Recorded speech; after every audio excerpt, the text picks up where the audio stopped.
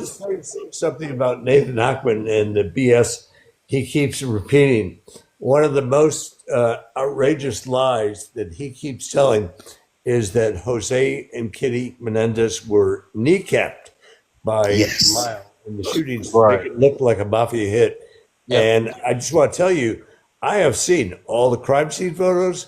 I saw all the autopsy photos in the 1990s. Leslie Abramson let me come to her office one afternoon, and it took me about 3 hours to look at all those photos. And let me tell you, you cannot unsee the crime. You can't get around the elephant in the room.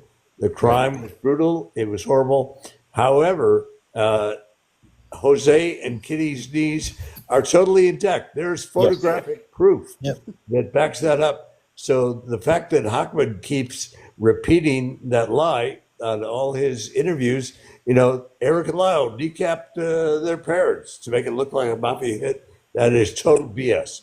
Well, even when they showed the photos at the resentencing hearing in the courtroom, they're showing the photo and they're actually saying they were decap. What do you call it? Kneecap.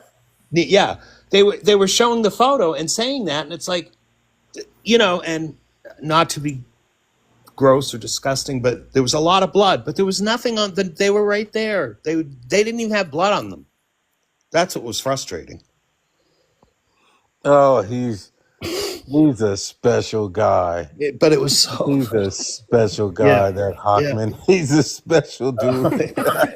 I'm sorry, I He don't have knows any nothing other. at all. Yep. Yeah, it's an Look, insult to idiots to call him an idiot. I would never and, insult. I and wouldn't do it. I've refrained. I'm trying to be Yeah. respectful. Yeah, But it's well, like yeah. as I said it's a like few holding up minutes a ago, picture of a red duck and saying this duck is green. This duck is green. right? It's a Exactly. red duck. He's literally gaslighting everybody into thinking that, and it's not even like the evidence is there. No one can see what you're Right. talking about. I've seen the Yeah. photos. The photos, totally contradict the BS that Hochman is trying to put out. And, it's just wrong. I would love to go, as I said a few minutes ago, I would love to go on a major TV show with Nathan Hochman and I would annihilate him. I was at every day of each trial.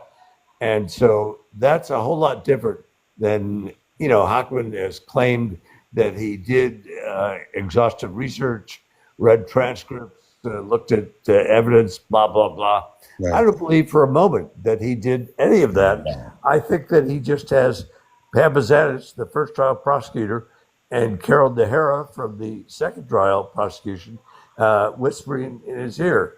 And really, why is Nathan Hochman obsessed with a 36-year-old murder case? Nathan Hochman needs to do his job and clean up the streets of LA.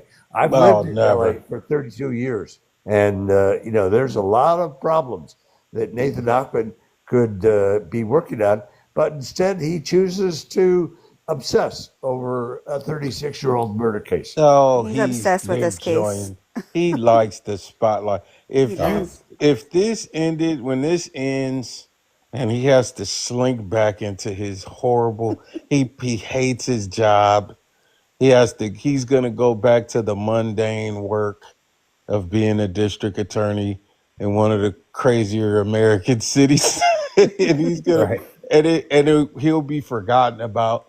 This is the biggest. He's like a high school quarterback who didn't get any scholarships and had or that one or 300 any yard dates. game. He's Al Any dates, Bundy. yeah.